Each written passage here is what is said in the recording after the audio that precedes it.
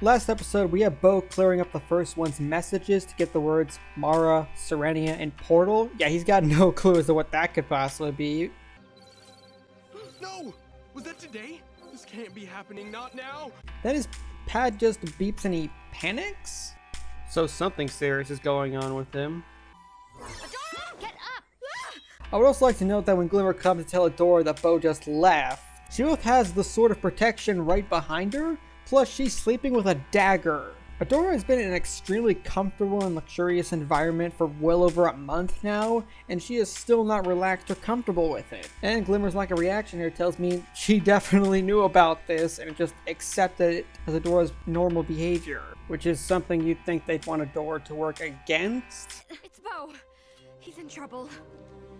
He shot that note through my window. I'm fine, don't follow me. He's not fine! Glimmer's panic at Bo's abrupt leave is pretty understandable. He shot a message through her window, then took his gear and tracker pad and just left? That is odd, even if the message he sent said he was fine and not to follow him. Bo's usually not this abrupt, so the behavior throwing Glimmer into a panic, I get. But, you know, there's also that underlying reason of Glimmer is really clingy towards Bo, and they might have worked through that, but it's not like it's just completely over. So, where does Bo go when he's not at Bright Moon? Really? How long have you two been friends again? Bo really values his privacy. He's never talked about his past or where he came from. Hey, Bo wants to keep quiet on his past, that is his prerogative. But yeah, perhaps he could have handled this leaving thing with a bit more tact. Bo definitely came this way, judging from the broken twigs, the sap, and his incredibly distinct footprints. How does the sap possibly factor into tracking Bo? There's no way Bo would ever leave his trick arrows behind. Why did Bo bring these along? Was it strictly necessary for him to take him with him, or he's just gonna ditch it outside? What is that place? I would ask how in God's name they didn't notice this place approaching, but wow, is there a lot of trees growing around this place. Like, there is one actually growing over the structure. I mean, the building looks clean and lived in from the exterior, but for some reason no one's taking care of the trees immediately outside the place? Also, is there no, like, dirt road or anything? How do the people leave this place to get to civilization proper, you know, to buy supplies and bring it here? I just don't understand why there's this big contrast between the exterior of this place and the interior of this place. I mean, people do live here. Have you ever heard of a library in the Whispering Woods? Also, I find it hilarious when Bo walks in on the two in his house and he's wearing a proper shirt. Glimmer is all, What have they done to you? then she starts crying as if Bo wearing an actual shirt is the worst thing in the world, or that some kidnapper would force that onto him. Play along! Dora, Glimmer, meet my dads. I like the portrayal of gay couples in this show. Spinnerella and Natasha, and here George and Lance. Not once do they ever say, oh, you two are gay. It's just two people of the same gender in a loving relationship. We're so happy to finally meet Bo's school friends. Catra, in the meantime, is gathering who she can to look for Shadow Weaver, but she doesn't mention that's who they're looking for. Scorpia pretty much sums up the issue with this. I've been looking for anything suspicious, just like you said, but this is a fright zone. I get that Catra wants to keep this under wraps. Catra is unknowingly self-sabotaging her efforts here, because if they don't know what to look for, they're not gonna find Shadow Weaver, and she's gonna get further away. Okay, Wildcat, I really didn't want to have to do this, but you leave me no choice. Scorpia is kind and adorable, and I still think she's the new friend Catra really needed at this point in her life. Just let all your cares go. You're safe. You're safe here. But yeah, Scorpia's method of invading Catra's personal space in an attempt to comfort her or make her at ease is super annoying, even if she is just trying to help. I lost Shadow Weaver. How are we supposed to handle that? It did get Catra to open up and finally drop what she was holding on to, though. Shadow Weaver escaped. I have to find her before Hordak learns the truth. Then Scorpia eases off and tries to just be helpful. Well, you don't have to do this alone. I'm here. Scorpia, besides her seeming obliviousness at times, can tell that Catra has problems and really just wants to help, and I think that's a respectable enough quality for her character. We'll find Shadow Weaver, and not a word of it will leave this room. Well, so much for that idea. Back at the library. You girls must love attending the Academy of Historic Enterprises with Bo. Okay, I fail to see how either of these two guys would have never, like, I don't know, looked up and figure out this place doesn't exist. Yes. Absolutely. Come on, Glimmer, let her throw a stall with her tea. You're both out of your elements here. I bet you're here to see our collection of First One's artifacts. I love the energy Lance brings and how reserved George is. What was I doing? Snacks. Oh, yes, snacks. It's interesting because this is kind of the definition of opposites attract. They're so different personality-wise, and I appreciate the dynamic they form, because the writers could have just taken the typical route of just giving them essentially the same personality, and I appreciate that they didn't do that. I would also like to delve into George's views on the war, occurring after Lance mentions they have a shard of a runestone with them. You're too young to remember the first failed Princess Alliance. I'm not. I enlisted. Fought for what I thought was right. Yeah, what George is saying is not completely fair, And when I came home, there was nothing left of my village but ash.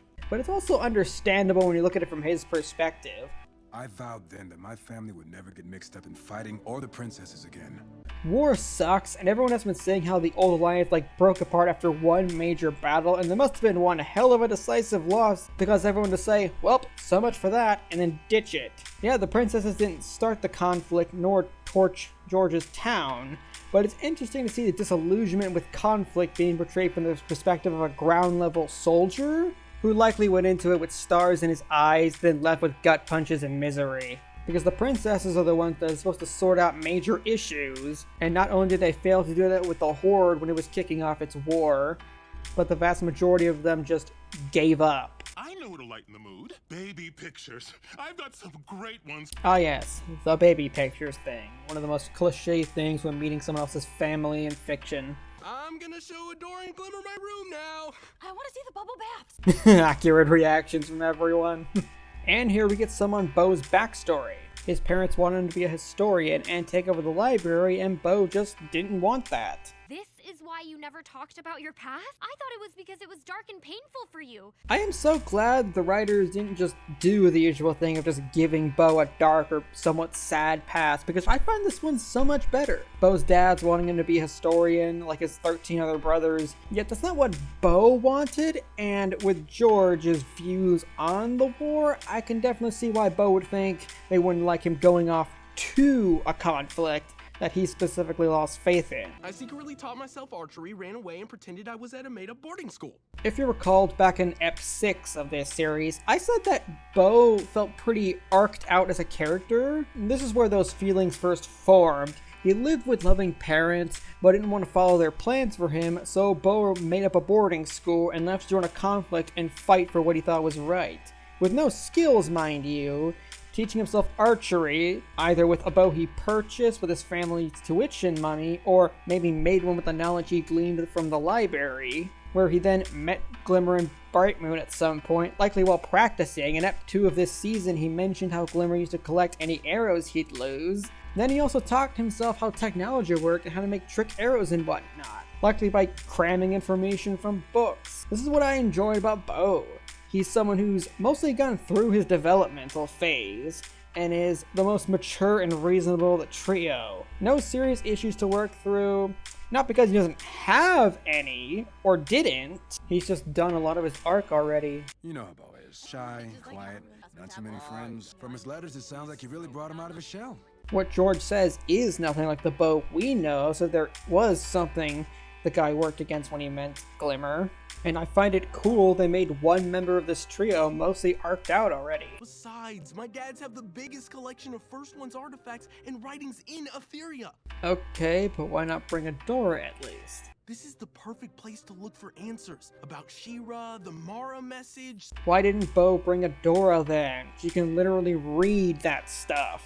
Was he gonna just nick it all or figure it out for himself? Mr. Bo's dad, sir, as First Ones, historians. Jesus Christ, they are laying it on thick with Adora's inability to act. I mean, I enjoyed it. She's clearly trying to make this work out for Bo, and she just so happens to be absolutely terrible at it. Do you know anything about the lore of She-ra?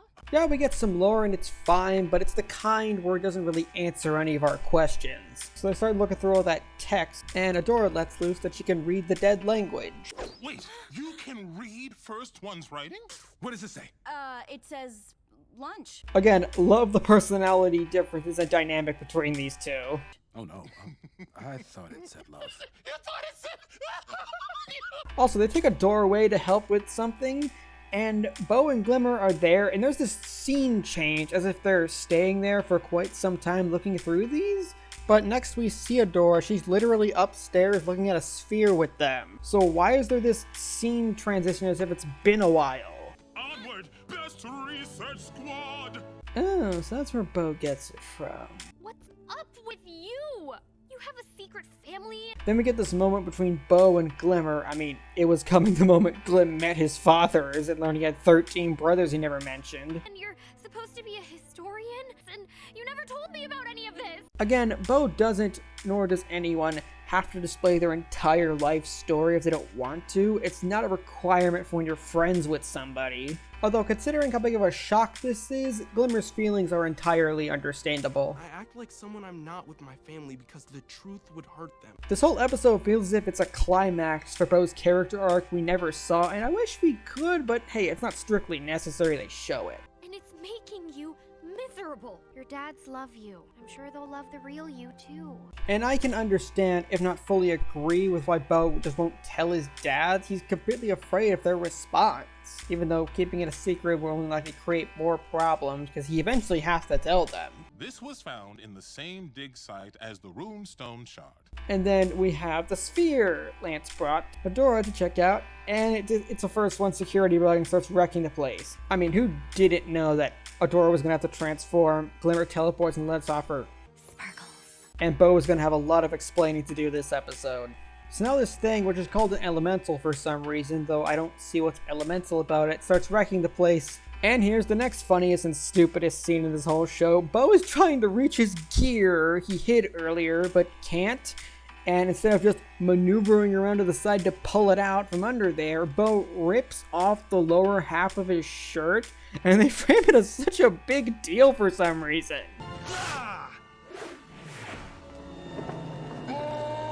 And are they seriously trying to say that his shirt was preventing him from reaching under there? And after he gets his gear back, Bo is able to face down the elemental and get it back into sleep mode with the runestone shard that he was after. What is going on? The reveal and conversation between Bo and his dad is beautiful and amazingly written, but I can't really show it here because if I use that many clips, this video is without a doubt gonna get claimed. So it is one of those things you're gonna have to experience on your own. Sorry, but I've tried giving scenes like this their justice before, and I just don't feel like they were as good as they could have been. They'd end up getting the mystery of the signal decoded. Sky was different, filled with cosmic formations they call Stars. I never noticed this until this scene, but yeah, there are no stars in Etheria's sky, and boy oh boy did I hate knowing it was something else I wasn't gonna get an answer for. Then they get a new heading, the Crimson Waste. What better way for the writers to flip the dime is to have Catra coming to Hordak. We all know he's aware, but how he'll react is what we're waiting for. I wish to touch base, as you put it. How he just throws back the wording Catra used when disturbing him. Does this mean Shadow Weaver has been transferred to Beast Island? Hordak giving her a chance to just be honest, then choking her out when she wasn't, is another moment showcasing the man as being a reasonable bad guy. Yeah, Hordak knew Catra messed up, but it was mostly her inability just to admit and work through the problem that he didn't approve of. It's still an oh shit moment for Catra's character, and a real neat season cliffhanger for her story, just like this other one. What took Weaver so long to get here anyway? I quite enjoyed season 2. I felt the pacing and endings for both the Best Friends Squad and Super Battle Trio ended relatively satisfactory with good cliffhangers to set up the main story for season 3. It's not plainly obvious as to where they're going with this, and that's great for a cliffhanger. And the story and character progressions all got a lot done this season. So that was episode 7 for season 2 of Overanalyzing She-ra. If you like this video and want to see more, then hit that thumbs up and the subscribe button, then bell to get notifications about the next episode. I try to update this series every Thursday, so please share with other fans, and also check out my channel for my video essays, music analysis, and complex character series. You might find them enjoyable as well.